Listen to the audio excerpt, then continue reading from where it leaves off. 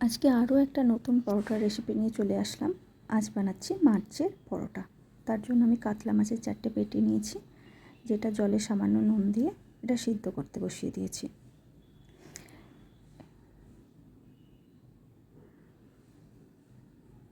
মাছটা আমার সিদ্ধ হয়ে গেছে। এবার এ থেকে আমি কাঁটাগুলো একটা একটা করে বেছে নেব। খুব ভালোভাবে কাঁটাগুলো বেছে নেব। মাছের পেটি নেওয়ার এটাই কারণ যে পেটি থেকে কাঁটাগুলো খুব তাড়াতাড়ি বের করে নেওয়া যায়। এখানে গাদার পেটি হলে কাঁটাগুলো বাছতে একটু অসুবিধা হতো। এর থেকে আমার সমস্ত কাঁটা বাছা হয়ে গেছে। এরপর কড়াই সামান্য সর্ষের তেল গরম করে এর মধ্যে দিয়ে দিলাম জিরে ফোড়ন। এবার দিয়ে দিলাম একটা বড় সাইজের পেঁয়াজ কুচানো। পেঁয়াজটা সামান্য ভেজে নেব। পেঁয়াজটা ভাজা হয়ে গেলে এর মধ্যে দিয়ে দেব কাঁচা লঙ্কার কুচি। এটাকেও সামান্য আমি ভেজে নেব। এরপর দিয়ে দিলাম আদা রসুনের পেস্ট।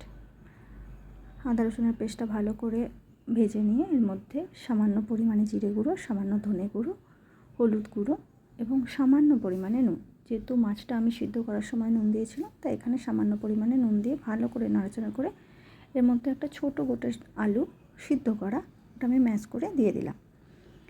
ওটাকেও খুব ভালো করে মশলার মধ্যে মিশিয়ে নিয়ে এবার যে মাছটা আমি বেছে রেখেছিলাম সেই মাছটা দিয়ে দিলাম। দিয়ে নাড়িয়ে চাড়িয়ে এর মধ্যে সামান্য পরিমাণে লঙ্কার গুঁড়ো দিয়ে খুব ভালোভাবে এটা আমি মশলার সাথে মিশিয়ে নেব। মাছের পুরটা আমার একদম রেডি হয়ে গেছে। শেষে আমি মিশিয়ে নিচ্ছি সামান্য পরিমাণে পাতিলেবুর রস। এটা আমি খুব ভালো করে মাছের পুরের সাথে মিশিয়ে নিলাম।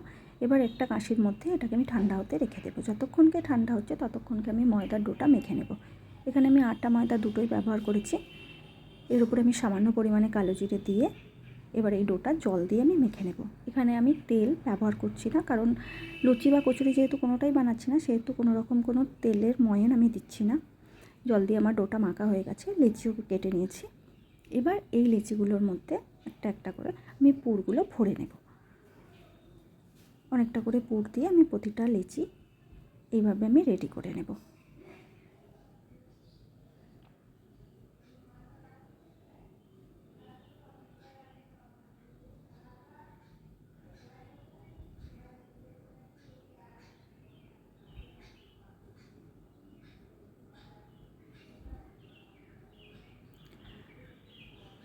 আমি প্রতিটা লেচির মধ্যে পুরগুলো ভরে নিচ্ছি। আপনারা চাইলে কিন্তু এইভাবে কচুরিও বানাতে পারেন। আমি আজকে পরোটা বানাচ্ছি।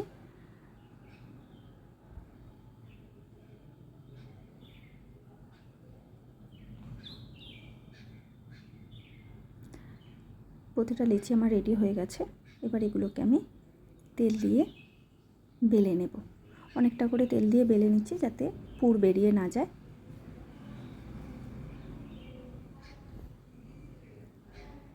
থিকনেসটা থাকবে না মোটা থাকবে না পাতলা থাকবে, মিডিয়াম থিকনেস রাখবেন, তাহলেই হবে। দেখুন প্রতিটা লেচি আমি এভাবে বেলে নেব।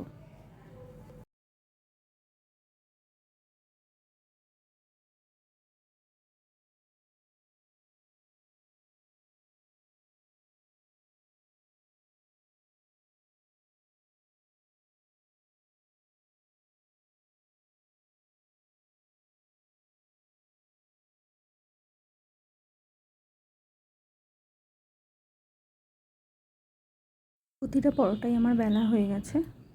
এবার একটা কড়াই গরম করে তার মধ্যে আমি একটা একটা করে পরোটা সেঁকে নেব। এপিট ওপিট উল্টে পাল্টে আমি সেঁকে নিচ্ছি।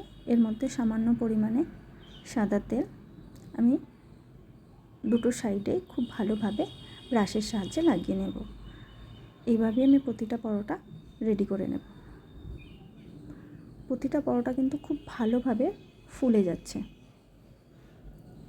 দেখুন বুঝতে পারছেন কি না জানি না, তবে প্রতিটা পরোটা কিন্তু খুব ভালো করে ফুলে যাচ্ছে।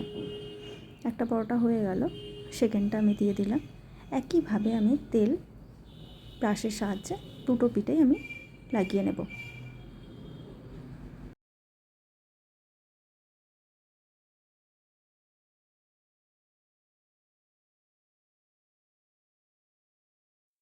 কতটা বোঝা যাচ্ছে জানি না, তবে চেষ্টা করছি দেখানো যে কীরকম ফুলে গেছে পরোটাগুলো। দেখুন দেখুন প্রতিটা পরোটা কিন্তু আমার খুব সুন্দর করে ফুলে গেছে।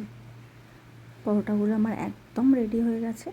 আজকে আমি এই পরোটাটা পরিবেশন করেছিলাম কাসুন্দি আর টক মিষ্টি আচারের সাথে।